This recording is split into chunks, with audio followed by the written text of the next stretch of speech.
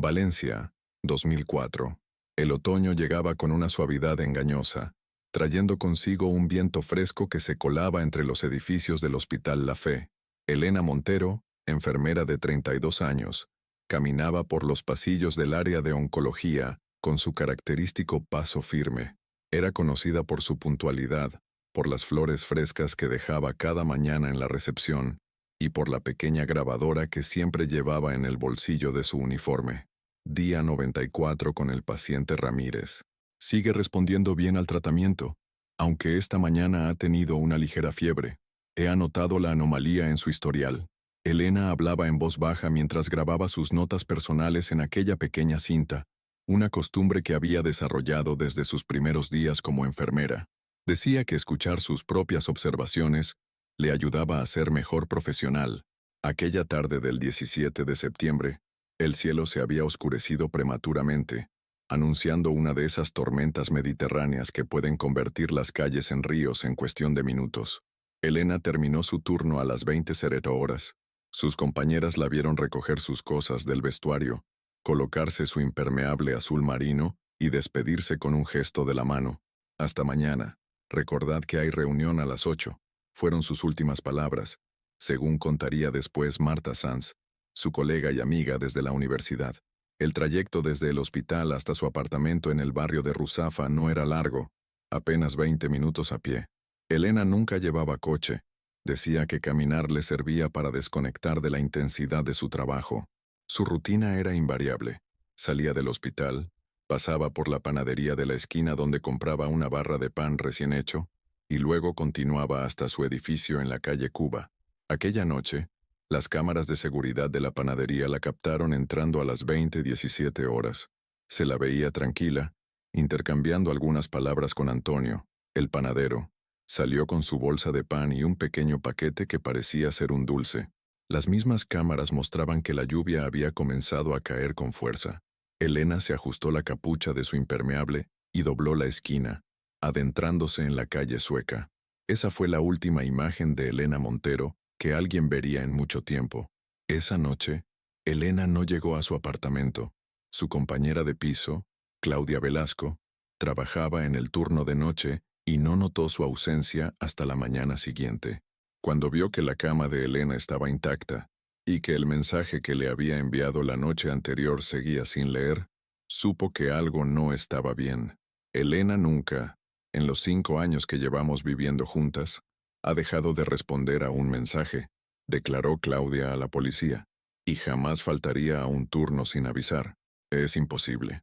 La desaparición de Elena Montero quedó registrada oficialmente a las 15:30 horas del 18 de septiembre de 2004, cuando Claudia, junto a los padres de Elena, presentó la denuncia en la comisaría del distrito de Ruzafa.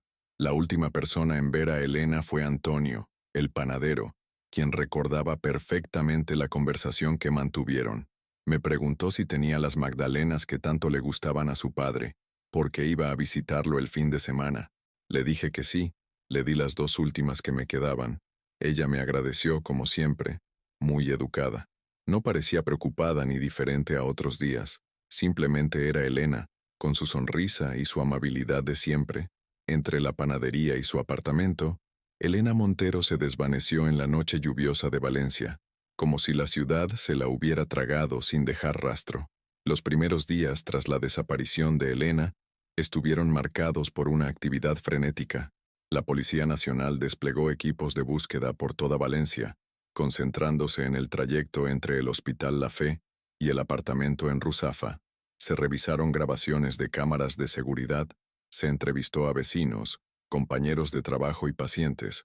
Su fotografía, una mujer de cabello castaño oscuro, ojos verdes y una sonrisa cálida, apareció en todos los periódicos locales y en los noticieros nacionales.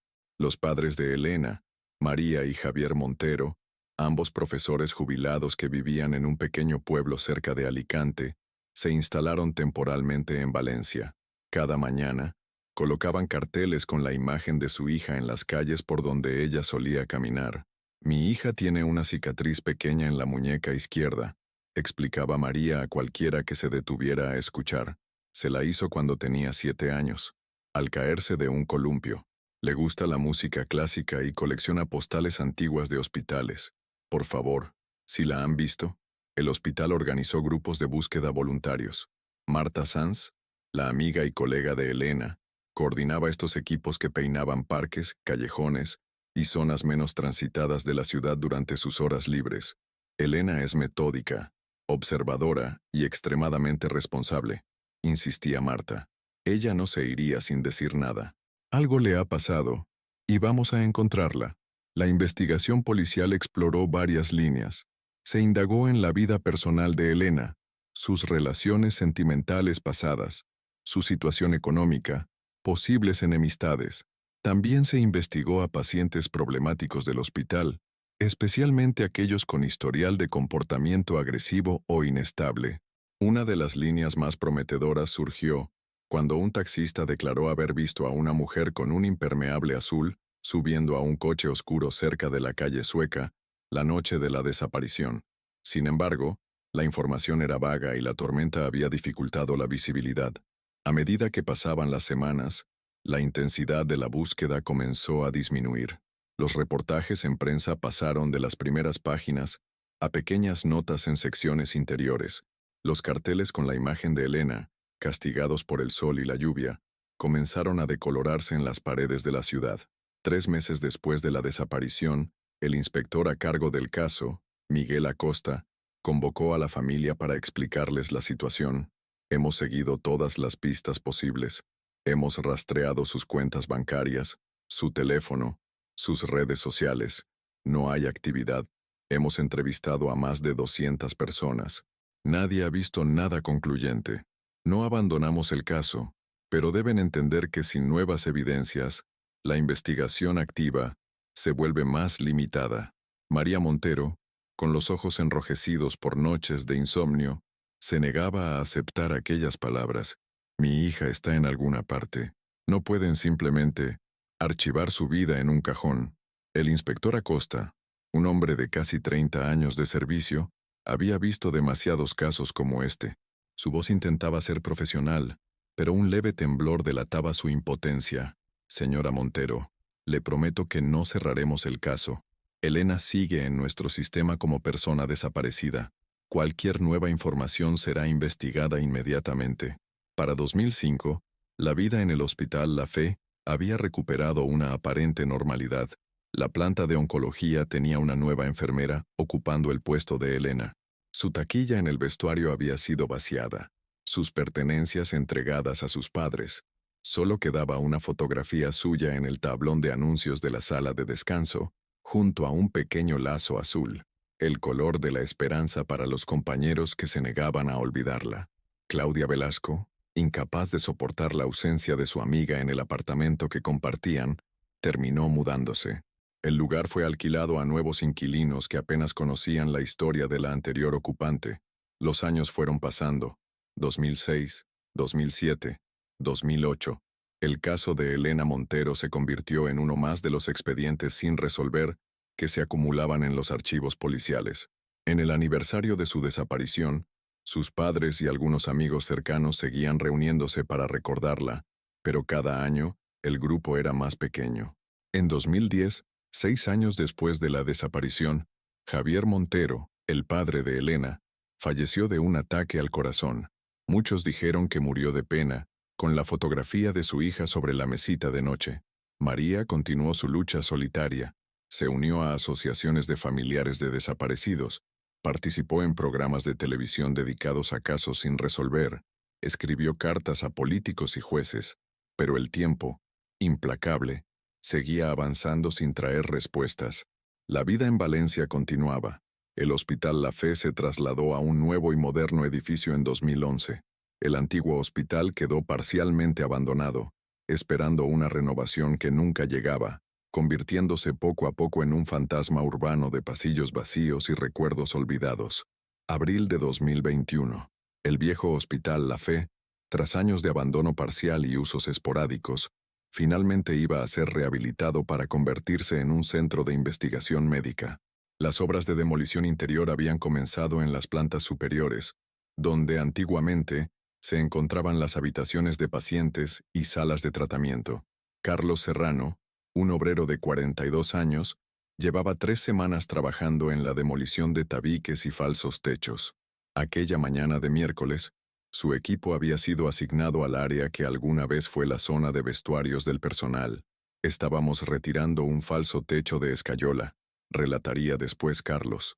Es un trabajo rutinario. Golpear, romper, retirar escombros. Pero cuando la estructura cedió, junto con el polvo y los cascotes, cayó algo más. Entre los restos del falso techo, envuelta en una bolsa de plástico sellada con cinta aislante, apareció una pequeña grabadora de casete, de las que fueron populares a principios de los 2000. La bolsa estaba cubierta de polvo, pero había protegido perfectamente el contenido. Al principio pensé que sería basura vieja, cosas que alguien había escondido y olvidado, continuó Carlos. Pero mi padre trabajó como técnico de mantenimiento en este mismo hospital durante 20 años. Él me había contado la historia de la enfermera desaparecida. Todos los que trabajaban aquí la conocían. Carlos llevó el hallazgo a su supervisor, quien inmediatamente contactó con la administración del proyecto. La noticia llegó rápidamente a la policía. El inspector Gabriel Torres, ahora encargado de los casos de personas desaparecidas, ordenó el cierre temporal de esa sección de la obra y envió un equipo para examinar el lugar. La grabadora fue identificada como el modelo exacto que Elena Montero utilizaba para sus notas. Llevaba una etiqueta desgastada con sus iniciales, E.M. Lo más sorprendente era que dentro permanecía una cinta. Los técnicos forenses extrajeron cuidadosamente la cinta y la llevaron al laboratorio. Estaba en buen estado, protegida por la bolsa hermética durante todos esos años. Cuando finalmente pudieron reproducirla, lo que escucharon heló la sangre de los investigadores más experimentados.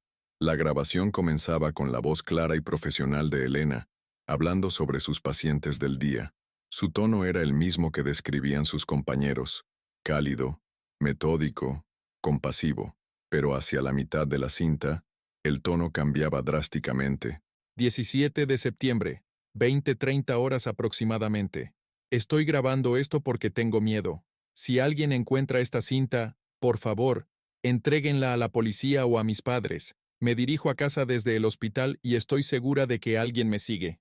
Un coche oscuro. Creo que es un Audi. Ha pasado 3 veces por mi lado. Muy despacio. El conductor parece ser... Se escuchaba el sonido de la lluvia de fondo, pasos apresurados, la respiración agitada de Elena. Luego, un ruido de frenos, una puerta que se abre, y Elena que exclama, «¿Qué hace usted aquí?» Pensé que la grabación se cortaba abruptamente en ese punto. El laboratorio forense intentó recuperar más contenido, pero la cinta no contenía nada más.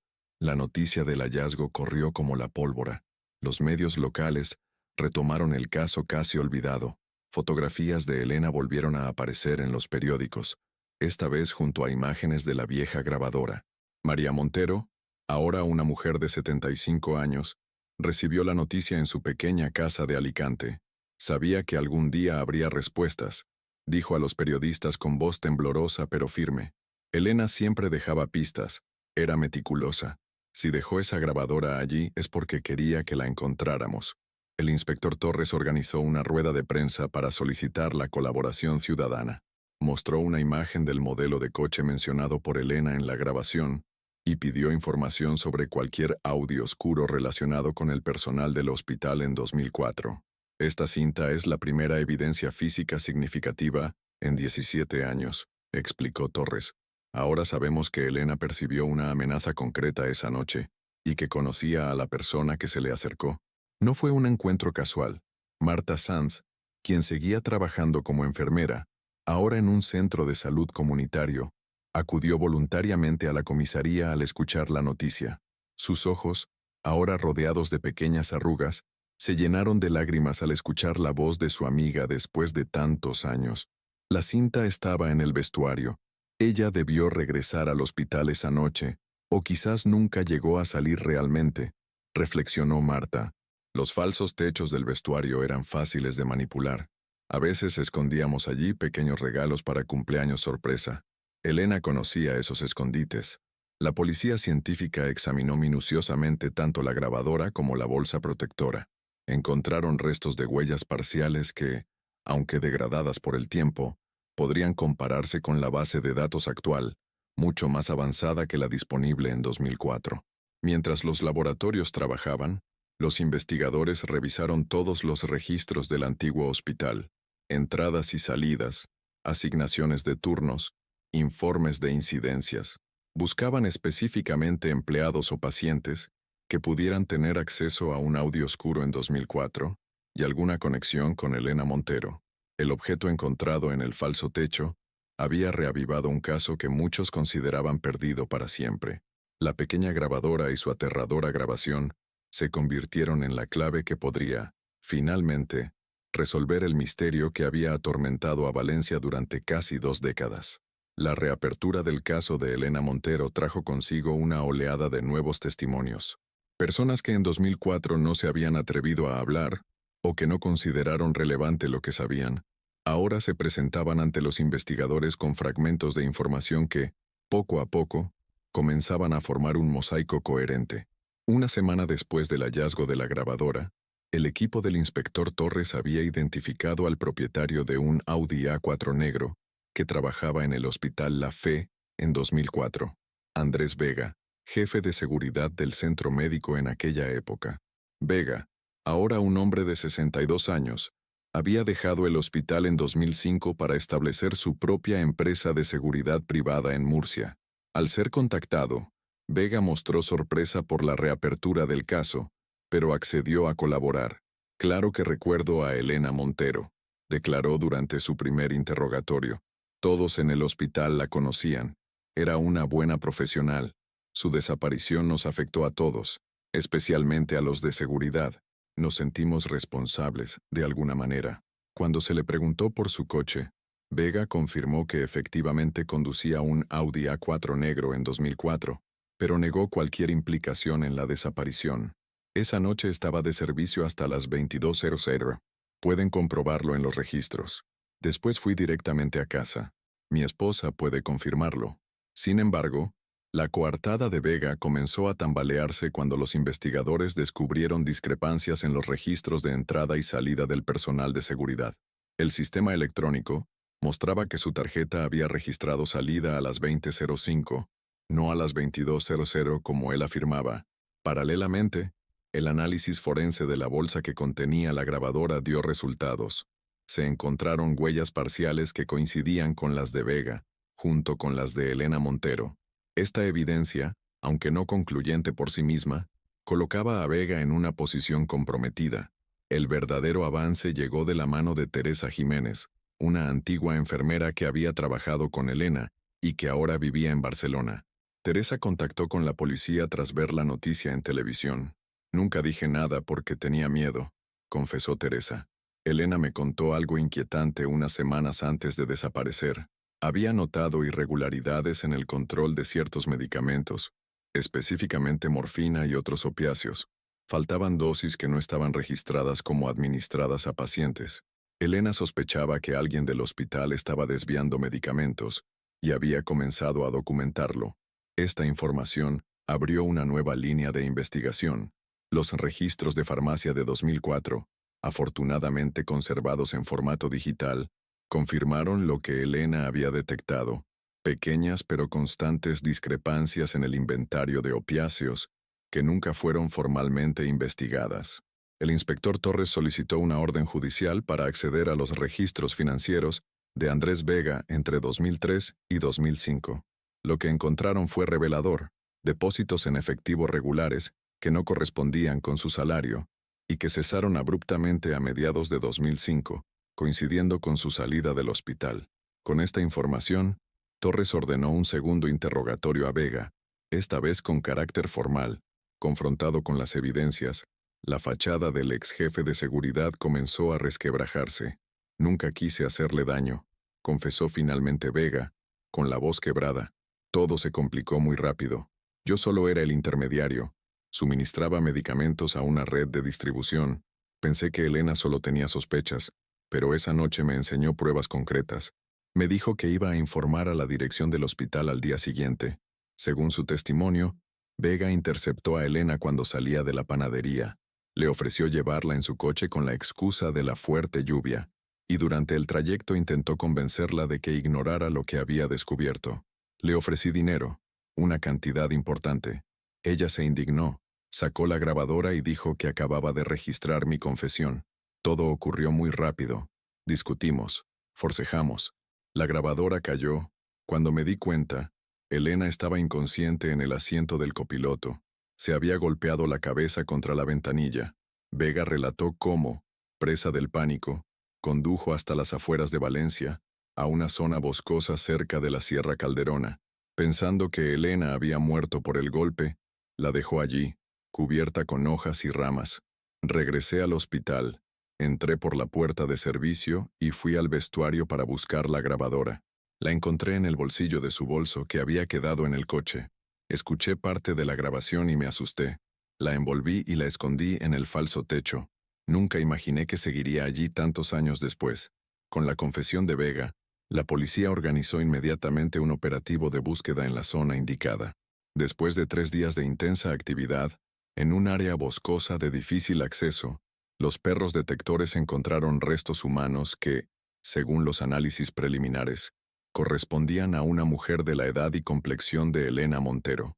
La confirmación definitiva llegaría una semana después, mediante el análisis de ADN comparado con muestras proporcionadas por María Montero. Los restos pertenecían, sin duda, a Elena. El caso que había mantenido en vilo a Valencia durante casi 2 décadas, finalmente llegaba a su trágico desenlace. Los análisis forenses de los restos de Elena Montero revelaron que, contrariamente a lo que Vega había creído, ella no murió instantáneamente por el golpe en la cabeza. La causa de la muerte fue una combinación de traumatismo craneal y exposición a los elementos. Las evidencias sugerían que Elena habría sobrevivido varias horas después de ser abandonada en el bosque. Esta revelación devastó aún más a la familia y amigos de Elena, pero también proporcionó la evidencia necesaria para que la Fiscalía elevara los cargos contra Andrés Vega de homicidio imprudente a homicidio doloso con agravantes de alevosía y ensañamiento. La investigación se amplió para identificar a los demás implicados en la red de tráfico de medicamentos. 3 ex-empleados del hospital fueron detenidos, junto con un farmacéutico local que había servido como distribuidor. Los registros financieros de Vega llevaron a las autoridades hasta el cabecilla de la operación, un conocido narcotraficante que operaba en la costa levantina. El juicio contra Vega comenzó en octubre de 2021, captando la atención nacional. El tribunal estaba abarrotado todos los días. Entre los asistentes, siempre en primera fila, se encontraba María Montero, quien a sus 76 años no faltó a ninguna sesión, sosteniendo una fotografía enmarcada de su hija. Durante el proceso judicial, se reprodujo públicamente la grabación completa encontrada en la cinta de Elena. Además de la parte ya conocida, los técnicos forenses habían logrado recuperar fragmentos adicionales que se habían dañado parcialmente.